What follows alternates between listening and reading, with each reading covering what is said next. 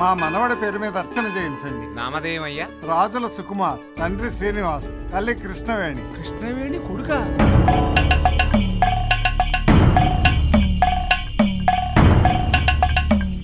నర్రెడ్డి గారు, ఇదేం బాలేదండి. ఊరు మంచి కోరు దత్తత తీసుకున్న పెద్ద మనిషిని పంచాయతీకి ఇచ్చడం మంచిది కాదు. తప్పు చేసిన వాడు చేస్తూనే ఉన్నవాడు ఈయన ఇంకా మన ఊరికి పెద్ద మనిషిగా పనికిరాడు అని చెప్పడానికే మీ అందరినీ ఇక్కడికి పిలిపించారు. ఏం చేశారండి? ఏం చేశారని పంచాయతీకి తీసుకొచ్చారు? ఏం చేశాడా? ఇట్లారా బాబు, నువ్వు ఈ ఊళ్ళో ఎవరింటికి వచ్చా? నువ్వేం భయపడకు నాన్న. మీ తాత ఎవరు? కాదు, నీకో నిజం చెప్పనా? మీ తాతగారు శ్రీ శ్రీ శ్రీ అచ్యుతరామయ్య గారు. అంటే ఈయన కూతురు చిరంజీవి లక్ష్మీ సౌభాగ్యవతి కృష్ణవేణి. అంటే వీడి అమ్మ. ఈ ఊరు వల్లకాడ్లా మారడానికి కారణమైన కృష్ణవేణి శ్రీనివాసుల కొడుకు ఈ పిల్లాడు.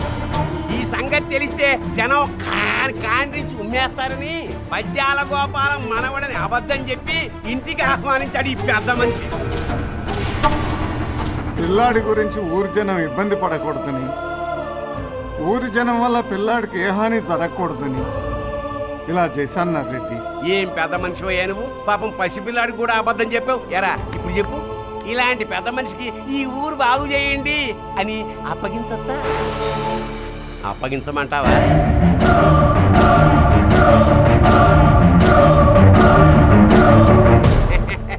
మరి ఇకనే నా చేతికి కుంకం నీళ్లు రాయండి, అంటే ఊరిని నా చేతికి అప్పగించండి అని. అచ్యుతరామయ్య, జీవితం అనే పుస్తకంలో ఏ పేజీ చింపేయలేము, కావాలంటే తగలెట్టుకోవచ్చు. ఇవాళ నీ అవమానం పేజీ. ఈ పేజీకి ముందు మాట నేను 10 ఏళ్ల క్రితమే రాసి పెట్టా. ముగింపే ఇప్పుడు రాస్తున్నా. రాయి. తీసుకురండి.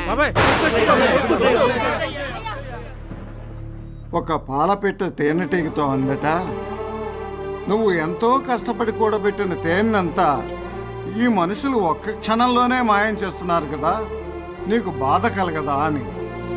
అప్పుడు ఆ తేనెటీగ నవ్వుతూ అందట, వాళ్ళు దోచుకుంటున్నది నేను దాచిపెట్టిన తేనెనే కానీ దాన్ని కూడబెట్టే నా శక్తిని కాదు కదా అని. వీడు అంతే, వీడు దోచుకుంటున్నది జనం నాకు ఇచ్చిన అధికారాన్నే కానీ వాళ్ళ మంచి కోసం నేను చేసే ఆలోచన కాదుగా. తీసుకురండి.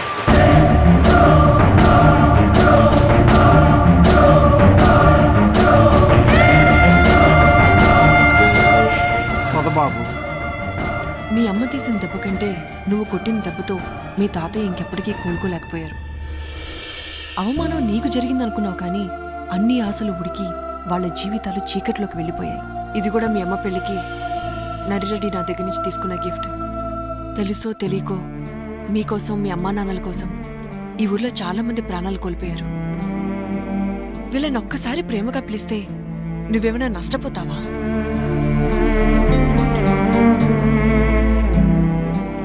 సారీ, ఇదంతా నాకు తెలీదు. మీ కుటుంబాలకి నష్టం జరిగిందన్న నాటికి ఇతను పుట్టలేదు, దానికి ఇతను కారణము కాదు.